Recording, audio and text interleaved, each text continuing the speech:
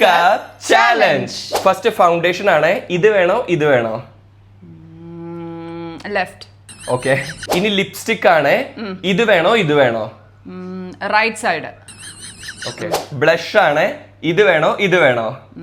Right. Okay. അപ്പൊ നമുക്ക് final look കാണാം.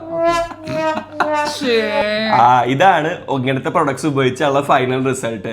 വേഗം പോയി കഴുകിക്കൊന്നു. മൈക്കിൾ ജാക്സൺ വേഗം വിട്ടോ. അതെ, ആ കോമാളി ലുക്ക് വരാൻ കാരണം എന്താണെന്നറിയോ? കുറെ പ്രൊഡക്റ്റ് വാരി തേച്ചതാ നല്ലതല്ലാത്തത്. പക്ഷെ ഞാൻ അമ്മയ്ക്ക് രണ്ട് പ്രൊഡക്റ്റ്, ഫേസസ് കാനഡയുടെ സ്ട്രോപ്പ് ക്രീമും ഫേസസ് കാനഡയുടെ കോഫി മാറ്റെ വൗ ലിപ്സ്റ്റിക്കും തരാം. ഇത് രണ്ടൊന്ന് ട്രൈ ചെയ്ത് നോക്കിയേ, ലുക്ക് കംപ്ലീറ്റ് ആയിട്ട് മാറും. ഞാൻ ആദ്യമായിട്ട് മോയ്സ്ചറൈസർ ആണ് അപ്ലൈ ചെയ്യാൻ പോകുന്നത്. മോയ്സ്ചറൈസർ കൊണ്ട് മാത്രം ഒരു ഗ്ലോ കിട്ടുന്നില്ല അല്ലേ? അതുകൊണ്ട് ഞാൻ ഫേസസ് കാനഡയുടെ സ്ട്രോപ്പ് ക്രീമാണ് അപ്ലൈ ചെയ്യാൻ പോകുന്നത്. ഇതില് ഷിയ ബട്ടറും ഹൈലറോണിക് ആസിഡും ഉള്ളതുകൊണ്ട് തന്നെ നല്ലൊരു ഗ്ലോ തരാനായിട്ട് കഴിയും. ഇത് ഓൾ ഡേ ഹൈഡ്രേഷനും തരും, സൂപ്പർ കോംഫിയുമാണ്. ഞാൻ ഒരു സൈഡിൽ മാത്രമേ അപ്ലൈ ചെയ്യുന്നുള്ളൂ. നോക്കൂ, ആ ഡിഫറൻസ് നിങ്ങൾക്ക് തന്നെ കാണുന്നില്ലേ? അടുത്തതായിട്ട് യൂസ് ചെയ്യാൻ പോകുന്നത് ഫേസസ് കാനഡയുടെ കോംഫി മാറ്റെ വാവ് ലിപ്സ്റ്റിക് ആണ്. ഷെയ്ഡ് വരുന്നത് കാരമൽ സ്വേൾ ആണ്.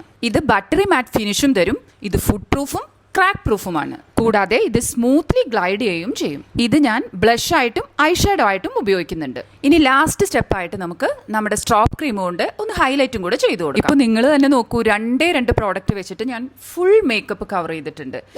ഇപ്പൊ നോക്കിയേ, അടിപൊളിയായില്ലേ? പ്രോഡക്റ്റ് ഡീറ്റെയിൽസ് ടാഗ് ചെയ്ത് കൊടുത്തിട്ടുണ്ട്. ഇത് purple, Amazon, Nykaa, Flipkart and മിന്ത്രയിൽ അവൈലബിൾ ആണ്.